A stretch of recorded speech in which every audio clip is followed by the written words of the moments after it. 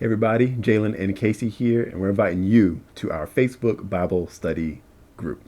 We're super excited about this. If you go to Facebook right now, you will see the group on our Facebook page. Yep. The link is in our description. What is this group for? Once a month, we go live and we have a Bible study with you.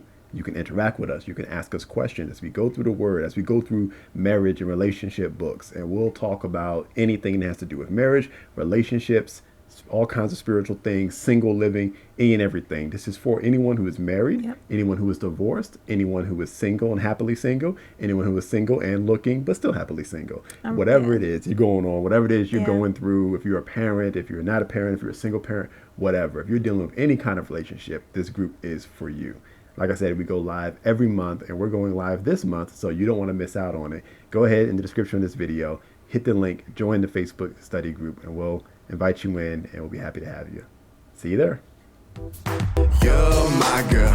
You're the type of woman to make a man get right.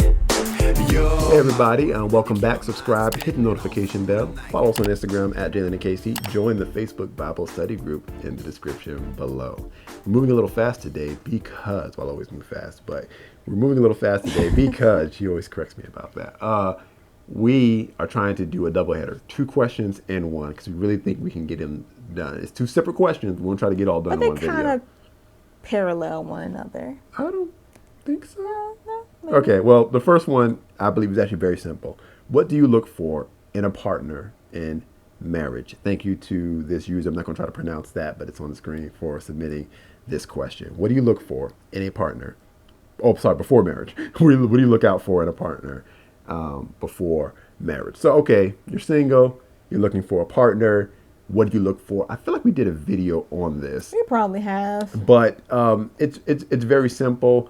And I'm going to talk about this, but one thing you said was, that was it a value system or belief system or something like that? They're kind of the same. Like, assuming that you are a Christian, because we're a Christian couple and we preach the Bible principles when it pertains to marriage and relationships. However, well, I would say not however, and when you're looking for certain qualities in an individual, you want to find things that you have in common. And when I say that, I'm not saying that you have to like everything and talk we're not the talking same about way, TV shows, but music, video games. That's not. Difference of opinions about certain things, like I like blue, you like red. That's fine. Yeah. But you got to have some very core common grounds. And one of those things is your spiritual beliefs. Like, you gotta believe the same way about God. And if you're a Christian and you believe in tithing and giving, you believe in the Holy Spirit and things like that, and that's important to you, and they don't, then that's going to be a bone of contention. Now, you may have different spiritual maturity levels when you come together, and that's okay too. But if you find a person that stands against certain things, like I don't believe in God, I don't believe in time, I don't believe in that, you're going to have issues. So be sure you are with someone that shared those core values that you share. Yeah. And the reason that's important is because this isn't just you making a friend or someone that you're trying to minister to. This is your lifelong. And again, marriage is not for you. It's for God. It's for a ministry that y'all go into together. Yeah. It is a ministry God is building. And you can't do that unequally yoked because you're actually going to work together. And so you can accomplish that work if y'all don't believe the same things about God. A house divided cannot stand. Yeah. So you need to have the same core beliefs. You should have the same core belief about how you raise kids if you desire to have children or you don't want kids. I need to be on the same page about that because that's another core value that's very, very important. Like, before we got married, we sat down, we talked about all these things, like, do you want kids? How many kids you want? How do you feel about discipline? And how, we dissected as much as we could because we want to be sure that we share the same values so that when the time came, we wouldn't be fighting each other. Because it's a little too late once you get into a relationship and you're married and you're living together and then you have a child and then one wants to discipline the child, one doesn't, and you're like, well, hold up. Then you have a conflict. See, here's the thing. Because now I know there's some people thinking right now, well, it sounds like I got to build this list, and shouldn't I be more open to first of all, God's not going to yoke you up with somebody who's just completely left field in their belief system. But let me explain something to you. As someone who's been married for a little while now, your 100% of your arguments in marriage are going to be because of disagreements about the way that y'all see the world. Yep. So you're never going to be able to marry someone who sees the world exactly the same way as you do. You're actually not supposed to. But that's why it's important to have certain core values that you have in common. Because since you know you're going to spend the rest of your life, quote unquote, arguing with this person about the things y'all disagree on, you don't want it to be the huge major stuff that's just going to derail your marriage from the get-go. Yep. Now, there are people who have gotten married, who a person married someone who's a non-believer, and then they got saved afterward, things like that. But that was a project, and that took time. Yeah. And there was a lot of prayer. And it was a chance that it wasn't going to work out. And it's like, don't put yourself in that position. You don't have to. If you can avoid those things, avoid them. I mean, the fact that some people have made it work and they've overcome, praise God for that. That just shows the grace of God. It shows how God can do anything if you submit it to Him. But if you have the opportunity to get these things in line prior to marriage, then do so. Because right now you're not married. Exactly. And it's very, very important. And it would just, because you're going to have a lot of challenges as it is being married. Okay. You follow us long enough, you heard our challenges. And we grew up in the same church. And I knew that we believed the same way about the things of God. But even in that, you'd be surprised. You have different. We found out some stuff. Yeah, we found out it was very different. Because of our perception, we're different and we perceive things differently. But I knew he believed in God the way I believe in God. I knew he believed in tithing and giving. I knew he believed in the Holy Ghost. I knew those things, so I wasn't worried about that. See, and the way it seems like, okay, so how do I choose what those things are? That's why it's good to be a successful, complete, single person with a good relationship with God. Yeah. Because if so, and you've got some victories in faith that you have with God between you and Him, you know what things contributed to that, to you being successful in a relationship with God and successful in your faith. And so if you know what those things are because you've built that with God, then you will immediately know if you're talking about marrying a person, wait a minute, they don't have these things. I was not going to marry a woman who didn't believe in tithing and giving. I knew how core that was to my success as a believer, as a single person up to the moment that I got married. I knew how important that was. I was not going to marry a woman who was diametrically opposed to it. I was not going to marry a woman who was diametrically opposed to praying in tongues. I knew how important that was to my spiritual development, to me becoming the man that I was. So does any woman who likes who I am and thinks you're a great man, I'm going to tell her it's because of tithing and giving. It's because of praying in the spirit. It's because of all these different things that make me who I am. And if you're diametrically opposed to that, I'm not saying you're an evil person. I'm not saying that you're no good to God. You can never become something. But we're not necessarily compatible to get married if that's going to be an issue and a problem. Okay, maybe sometime down the road you come into that knowledge and you come in agreement with that. Then maybe we get married down the road. There's been cases of a marriage now where the man he believed in tithing and giving. He believed in speaking in other tongues, things like that. And the woman that he's married to now, she knew about these things, but she was never really introduced to them the way he was. So he was able to minister to her about it, and she received, and she got filled with the Holy Spirit and like that, and they're on one accord and have a good marriage. But again, that's not a person that was diametrically opposed to it. She had no knowledge of it. So if you encounter somebody who don't have knowledge of it, after having some conversations, they should be willing and open to that. But if you're going to marry someone and be in a long life relationship like marriage, they need to share your core spiritual values. They need to share your core values about raising a family. And the next one is finances. That's a big one because finances, believe it or not, has been one of the biggest things why people get divorced because they cannot agree on how to handle money. And even though you may not get it all right once you get married financially, because we made a lot of mistakes. And that was one of our biggest contention points. Yeah, but that was one of our biggest ones. And go back and watch our videos. But it's important that you discuss like the roles you're going to play. Do you believe your wife should work just as much as you do? Should y'all contribute 50-50 or is all going to be on him? How the money's going to be split up throughout the relationship. You got to know these things before entering into marriage. You don't want surprises. Here's a good indicator, and I'll finish with this, as to how to know whether or not it's something that should be a deal breaker or not. One, you should have a relationship with the Holy Ghost so he can lead you in that way. But here's a good test. If you're scared to ask the question because you like the guy so much you're afraid that if he answers in a way that's a no for you, it'll ruin everything, you need to ask that question. It's as simple as that. No, I'm serious. Sometimes we're afraid to ask questions because we're afraid, what if they see this one wrong or this one differently? Because if so, I know this is going to be a problem. So I'm not going to ask it because I really want to marry this person. That's a question you need to ask. You confront it head on.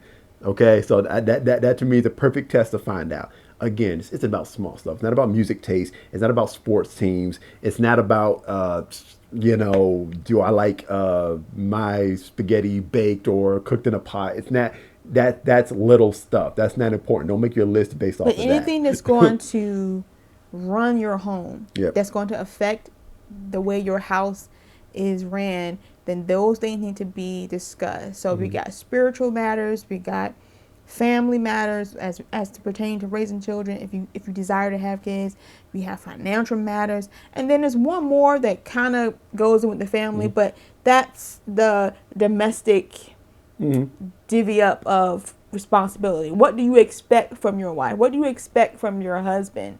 And we talked about that. I know in the beginning of our marriage, I said, look, I know how to cook, I know how to clean, all these things, and I don't mind doing those things. However, I don't want to be in the kitchen every day of the week. It's just not my thing. And, I want to have days off. I like going out to dinner. I like to go out to eat. How do you feel about these things? And we talked about it, and we came to some agreements. And once we got married, we made some adjustments or whatever, depending on where we were financially or whatnot. But I don't cook every day. And he's fully aware of why. He didn't come into this expecting me to cook every day because maybe his mama did or whatever case may be. Like, we talked about these things. We were very clear and very honest about expectations for each other. Like, I want him to take trash out and I want him to kill all the bugs. That's what I expect of him at all times. And so when I'm hollering for him to come kill the bug, he's not surprised. Like, that's what we talked about. And so far it's working.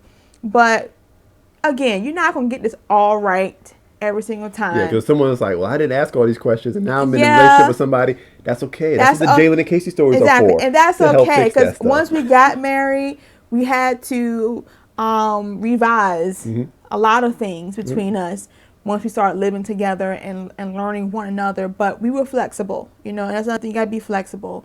Be with somebody that's flexible and not just so like, I'm stuck to my way and that's it. Because when you're merging two people together, the idea is that you become one. And you only can become one if you are fluid, that you're easy to meld into one another. So be with somebody that's flexible. But discuss these things if you have the opportunity to, so that you can make a very real, honest decision whether or not this is a person you want to spend the rest of your life in. 'Cause it's an investment. It's a lifelong investment, a well worth investment. But make sure that you don't regret your decision because you didn't ask the right questions. Exactly. Yeah. That's all we got for you. Yeah. That's what you look for in a spouse. All right, the second half of this, the separate question. Or the second question. The second question from a separate person. And this person, it was a comment on a little backstory here. I have a series called Manhood, and in this series, I did a series called How to Be Attracted to Your Wife Again, which is teaching men what to do if you find yourself at a point in marriage where you're looking at your wife and you're just not feeling that spark, you're not feeling that attraction, and you've just lost it, but you want to get it back. How to train yourself to get that back, okay? And in that series, I brought forth the idea and the principle that it's entirely on the man. The man has the ability to rekindle a desire for his wife, no matter what his wife looks like. A lot of times you'll hear a man make a complaint that his wife isn't what she used to be. She was one way when they got married. 10, 20 years down the road, it's different. But I'm saying in this series, if you're a man and you want to know how to do this, I taught you in that series how that it doesn't matter what she looks like or what's going on for her, you can rekindle that desire based on principles in the word. So the question is, there was a woman who asked, is there a responsibility for the woman to maintain attraction? So many men complain that women get comfortable and let things go. This is very common. And it is common. Yeah, it's a very common thing. And, we do get comfortable once we are with someone that we believe loves us and accepts us for who we are. Sometimes we don't always dress up or go the extra mile that we did when we were dating. Guilty. Yes, absolutely. I want. Is this a hard question to answer? It's not really hard, Okay, but it's multifaceted. yeah, it really is multifaceted. You know, I think with maturity, and when you mature with one another, and you have good communication, and you learn to talk to one another and be honest, you know, and you're not superficial. Assuming that you're not a superficial person. There are some people who are very superficial and nothing can be out of place, or else, you know, I don't want to be with you. Then that person, they have a character issue that they need to deal with. But I think it's important that you do address the needs of your spouse.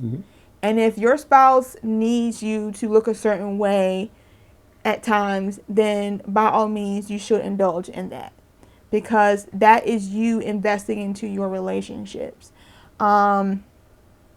Like I said, I'm very comfortable with my husband. He doesn't require me to wear makeup every day, and I'm so glad for that, because I don't wear makeup every day. It's a struggle for real sometimes, but I know there are times when he desires for me to wear my hair a certain way, put some eyelashes on, you know, wear a certain style of dress and things, because that's what he desires to see me in, what he needs. And why not? It's not going to kill me to do it. You know, this is my marriage, my relationship. And if it keeps his eyes on me, then why not? You know, look at it as an investment. But again, you need to be in a secure relationship. So here's how this works. I'm gonna break this whole thing down for you. To answer your question directly, your question was: is there responsibility for a woman to maintain attraction? Yes. Yeah. Is there responsibility for a man to maintain his wife's attraction? Yes. Yes. Is it your responsibility to keep your spouse from cheating? No. Is it your responsibility to keep your spouse's eyes from wandering? No. So there's a lot tied up in that one question, and we got to break that thing down. Like you said, when you got married and said "I do," one of the many things that you were committing to do was to meet your spouse's needs. If and I've heard Pastor Jimmy Evans say this, we wouldn't get married if we could meet our own needs. We marry somebody. Sometimes it's domestic stuff. We want somebody to cook for us. We want somebody to go to work for us, to make money for us. We want somebody to have sex with us. We want somebody to look pretty with. We want somebody to make us look good when we outside. All of these things. Now, all these things kind of sound selfish, but you got to be very open and honest about what marriage is. It's very beautiful things, but there's a lot of self-centered aspects to it. There are things we want for ourselves. And when we get married, we enter into this covenant to help meet each other's needs, these things we cannot do for each other. And you can never get so comfortable in marriage that you forget that, or you get offended at your spouse and stop meeting their needs.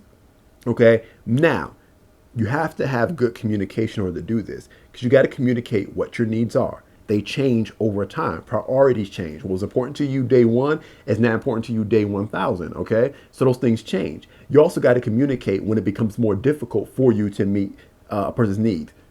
People go through things in life. Sometimes you go through sicknesses, body changes. You have children. You get busier. Your jobs change. You go through financial difficulties. People go through stuff. That's why the vows say for richer, for poor, for sickness, and in health. Because it's saying no matter what happens, I vow to meet your needs. Now, because those things happen, sometimes those things change. Okay? So you got to be able to talk and say, okay, look, update.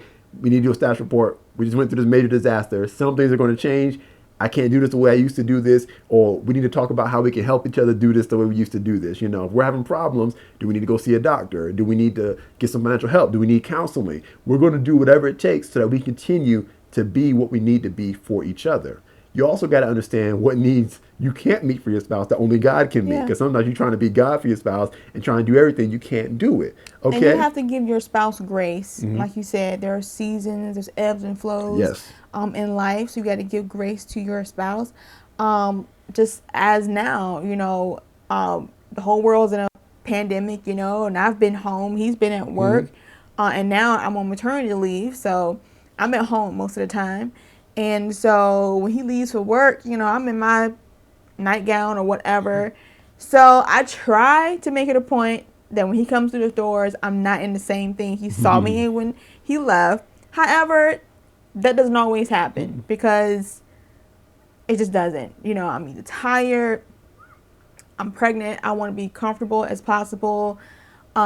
Sometimes I just don't have the motivation or whatever. And sometimes I will just text him and let him know, look, babe, sorry in advance. I would have the exact same outfit on, when you came in. Look, for me, it's an accomplishment to get up and brush my teeth and shower. If I did that, then I am like happy. And sometimes it's just that way, like for real. It just really is that way. But if you have communication understanding, then you can give grace for that. But he know I'm not that way all the time. And, he understands that I'm in a new season with my body and things. And, and there are things I like for him to do. I like for him to work out. Like, I love to see him work out and be in the gym. I said, babe, look, you can't get this daddy body. We got to keep it going. But at the same time, I know that he works a 9 to 5. He's very busy with our ministry, Jalen, Cacie, and with our Rapture Ministries, our church that we go to, where he's very hands-on in that as well. He's a busy man, and he gets tired, and it's only so many hours in a day. Yep. So even as recently, I'm like, look, babe, I release you from that working out. You do it the way you best you can, and I'm good. I'm gonna love him either way, whether he's buff or skinny. And that's the key. Yeah. Now, again, your question was, is it your responsibility to maintain attraction? Now, I just said yes, and then I said no to some of the other things. But I do want to come in on that word maintain, because like I taught in that manhood series about being attracted to your spouse, every person has the ability to pursue, because one side of attraction is pursuit. The man should be always pursuing his wife. Now, on her end, she is doing things to receive that attraction and to continue to entice. The same way you did when you was dating somebody. You did stuff. What was the way you looked, the way you smelled, the way you carried yourself, the way you talked, the way you laughed, whatever, where you took them to eat, whatever it was, you did stuff to draw their attraction because you wanted their attraction. Simultaneously, that person was pursuing you. So it's two sides to that coin. So to answer your question directly, it is the man's responsibility to choose to pursue. And as the wife, it's your responsibility to receive that pursuit and to lay out the enticement to bring it his way. And when I say that, that's not all just physical, sexual stuff. Enticement has many things. I've been turned on by walking in the house and smelling fried chicken. That has enticed me. That has attracted me. That has helped maintain some attraction. But I can't put all the responsibility and pressure on her to say, well, if you don't cook, and if one day you don't look pretty, and if one day you don't say yes when I want sex, then suddenly I no longer have any responsibility to stay loyal to you. Yeah. No, it ain't the way it works. I have responsibility to cleave. She has responsibility to cleave. If one of us ain't cleaving 100% perfectly right, that does not give the other person the right to go in there and say, well, I'm just going to break away. You don't treat people the way they're treating you. You treat them the way you want to be treated. You got to love on them. You got to give them grace. You got to give them forgiveness. That's when you give grace. Exactly. So even if she stopped doing everything that she should do unto me as my wife to attract me, I still have a responsibility to walk in love and to pursue her. And oftentimes, if a man would do that, and this goes both ways, but I'm just answering your question directly.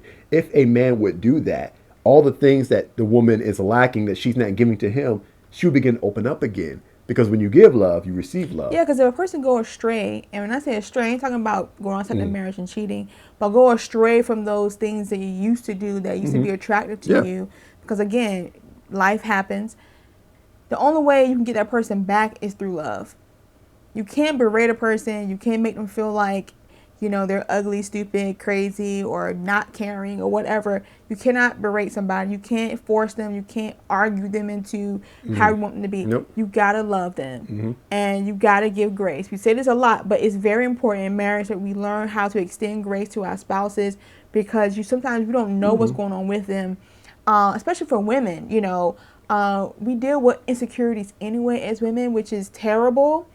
And it's a ploy of the enemy, but we deal like body image issues. And, we're not always comfortable, especially, if you're pregnant like me. I know I've dealt with body image issues and thinking like, oh, man, I'm so round and nothing looks good on me, nothing fits. Why do you want to still see me in this? Like, I've been challenged with those thoughts. Or just having the energy to do it, or whatever was going on.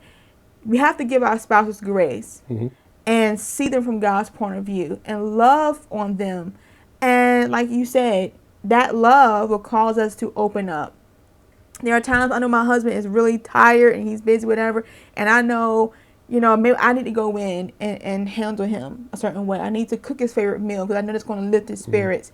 I need to wear that outfit that he likes to see me in. You know, I know it's going to lift his spirit, and the Lord would impress on my heart to do this a certain way. And sometimes it don't take much. It just takes effort. And sometimes it's the effort that really counts, that really matters. You know, when he comes home and he brings home flowers, you know, or a rose, whatever, it didn't cost him a whole lot, but it was, I appreciate you thinking of me. Or I bring home ice cream. Or you bring home ice cream or cheeseburger. Yeah, cheeseburger. You know, anything like that, you know, because he's thinking of me. And I think that that comes with maturity, and it comes with character, developing your character the right way. But you got to communicate. You got to communicate what you like, what you need, and then both parties have to do it. And when one party is not doing it, the other party has to do it, quote unquote, more, and an effort to love them, to break them down and make them realize, okay, you know what, I need to start giving back. And you're not doing it from the standpoint of, okay, I'm doing this for a certain amount of time. If you don't start doing it, then I'm walking. Yeah. It's, I vowed to do this no matter what. Even if you never love me back the way you're supposed to, I'm going to keep loving you because I committed to this when I said I do. And that's why you got to be careful when you say I do at that altar. Don't rush into marriage, because if at any point there's a breakdown, your spouse stops doing what they're supposed to do, you still vow to do what you're supposed to do back unto them, even if they never got it right. And that's a startling reality. Right. Yeah. 2 wrongs don't make it right. And that's a startling reality to think that I could end up in a marriage where I'm doing everything right and they're not doing everything right. That's what you vowed to do. All right. Now, the good thing is God said that he is not mocked. Whatever a man sows, he will reap. So if you sow love, you're going to get love back. Absolutely. God's going to make sure of it. But sometimes that takes time, and you got to be patient. And at different points in our marriage, we've done videos on it. There's been times when one of us will sow in love more than the other one to break the other one down. And then God got a hold of our hearts. And then we came back and realized the error of our ways and how we had let the ball drop. So it happened. So hopefully that answers your question. There's a lot of nuance to it. But I do want to dispel the idea that it's all the responsibilities on the woman. That if her body gets let go, she has a baby, she gains some weight, that, okay, then that's the man's excuse. The man is saying that. He's a jerk, but he can be redeemed. But he's saying that because it's just an excuse for him to not pursue. That's all it is. He still has a responsibility to pursue, just like she has a responsibility to attract. It's like magnets pulling each other. And that's why you got to join our Bible study. Yeah. Because we're going to talk about things like this in a more intimate way. And you get to ask questions. We can answer them right then and there, because these are real issues in marriage.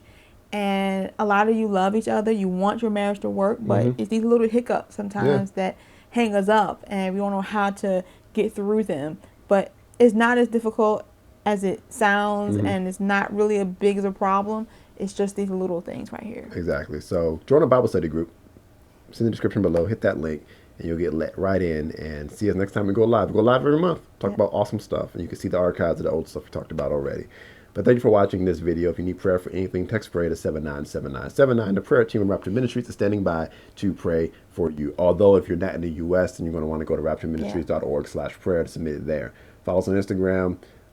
We love you guys. Thank you for watching. Subscribe, hit the notification bell, and we'll see you next time we upload a video. I'm Jalen. And I'm Cacie. And we're saving marriages one story at a time.